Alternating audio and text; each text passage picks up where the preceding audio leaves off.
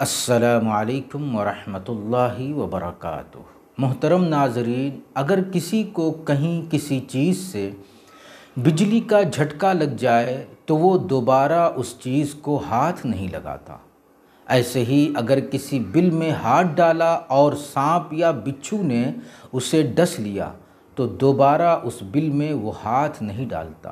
جس طرح انسان کے جسم کو جھٹکے لگتے ہیں اور نقصان پہنچتا ہے، اسی طرح انسان کے ذہن کو بھی جھٹکا لگتا ہے، دل کو بھی چوٹ پہنچتی ہے، روح کو بھی نقصان پہنچتا ہے۔ اس سلسلے میں مسند احمد کی ایک حدیث ہے جو صحیح بخاری اور صحیح مسلم میں بھی موجود ہے۔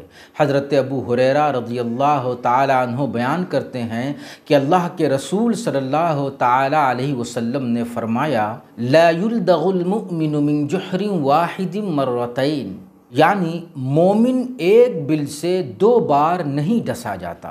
یہ ایک معروف حدیث ہے اور اس حدیث میں یہ بات بالکل واضح طور پر بیان کر دی گئی ہے، اور اس بات کو اللہ کے رسول صلی اللہ تعالی علیہ وسلم نے تمثیل اور تشبیہ کی صورت میں بیان فرمائی ہے۔ یعنی جس طرح ایک عام انسان جسمانی نقصان اٹھانے کے بعد بہت زیادہ محتاط اور ہوشیار ہو جاتا ہے اور دوبارہ وہ ایسی حرکت نہیں کرتا کہ جس کی وجہ سے وہی نقصان اسے دوبارہ اٹھانا پڑے، تو یہی حال ایک مومن کا بھی ہے۔ اگر کسی چیز سے اس کو نقصان پہنچتا ہے تو دوبارہ وہ اس چیز کے نقصان سے اپنے آپ کو بچانے کے لیے ہمیشہ ہوشیار اور محتاط ہو جاتا ہے۔ تو سوال یہ ہے کہ اس میں ایک مومن کے لیے کیا خاص بات ہے؟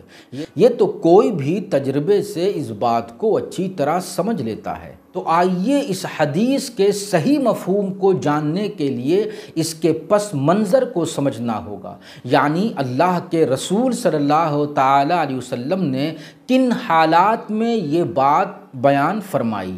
شارحین حدیث لکھتے ہیں کہ ایک کافر شخص تھا جس کا نام ابو عزہ بن عمیر تھا۔ یہ ایک شاعر تھا۔ جب جنگ بدر ہوئی اور جنگ بدر میں اہل مکہ نے شکست کھائی تو بہت سے کافر قید ہو کر اللہ کے رسول صلی اللہ تعالی علیہ وسلم کے سامنے لائے گئے۔ انہی قیدیوں میں ابو عزہ بھی تھا۔ تو جب اسے رسول اللہ صلی اللہ تعالی علیہ وسلم کے سامنے حاضر کیا گیا تو یہ بڑی منت سماجت کرنے لگا اور کہنے لگا کہ مجھے چھوڑ دیا جائے، مجھ پر احسان کیا جائے، اور اس نے وعدہ کیا کہ آئندہ میں دوبارہ مسلمانوں کی کوئی مذمت نہیں کروں گا اور نہ ان کے خلاف دوسروں کو بھڑکاؤں گا۔ تو اللہ کے رسول صلی اللہ تعالی علیہ وسلم نے اسے آزاد کر دیا۔ آزاد ہونے کے بعد جب یہ مکے واپس ہوا تو دوبارہ وہی حرکت کرنے لگا، مسلمانوں کی مذمت کرتا تھا اور مسلمانوں کے خلاف دوسروں کو بھڑکایا کرتا تھا۔ اتفاق سے جب جنگ احد ہوئی تو یہ پھر دوبارہ قید ہو کر اللہ کے رسول صلی اللہ تعالی علیہ وسلم کے سامنے لایا گیا تو اس نے دوبارہ وہی بات کہنی شروع کی، درخواست کرنے لگا، منت سماجت کرنے لگا کہ اسے چھوڑ دیا جائے، اب دوبارہ ویسی حرکت نہیں کرے گا، نہ مسلمانوں کی مذمت کرے گا اور نہ لوگوں کو مسلمانوں کے خلاف بھڑکائے گا۔ ایک مرتبہ وہ وعدہ خلافی کر چکا تھا، تو ایسے موقع پر انہی حالات میں اللہ کے رسول صلی اللہ تعالی علیہ وسلم نے فرمایا تھا کہ مومن ایک بل سے 2 بار نہیں ڈسا جاتا۔ تو اس پس منظر میں حدیث کا مفہوم بالکل صاف ہو جاتا ہے۔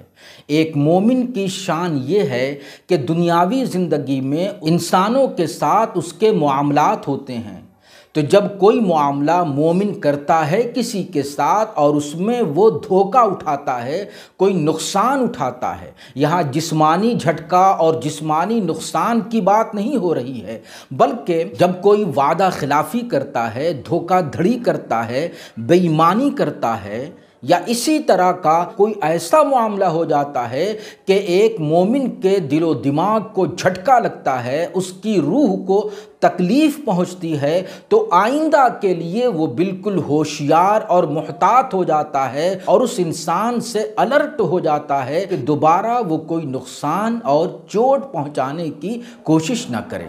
اس حدیث میں مومن کی شان بیان کرتے ہوئے تمام اہل ایمان کو تنبیہ کی گئی ہے کہ وہ ہمیشہ اپنے دینی اور دنیاوی معاملات میں ہوشیار اور محتاط رہیں۔ اس حدیث میں مسلم رہنماؤں اور لیڈروں کے لیے بھی ایک بہت بڑا درس موجود ہے کہ رہنمائی اور پیشوائی کا وہ طریقہ جس کا تجربہ کر کے نقصان اٹھایا جا چکا ہے، ایسا موقف، ایسی فکر، ایسی سوچ کہ ایک بار کے تجربے سے ظاہر ہو چکا ہے کہ یہ موقف خطرناک ہے، یہ فکر زہریلی ہے، یہ سوچ نقصان پہنچانے والی ہے، تو دوبارہ اسے اختیار نہ کیا جائے۔ اگر واقعتاً ان رہنماؤں اور لیڈروں کے اندر ایمان کا نور ہوگا تو وہ اس طرح کی رہنمائی اور لیڈری سے باز آ جائیں گے اور آئندہ کے لیے ہوشیار اور محتاط رہیں گے۔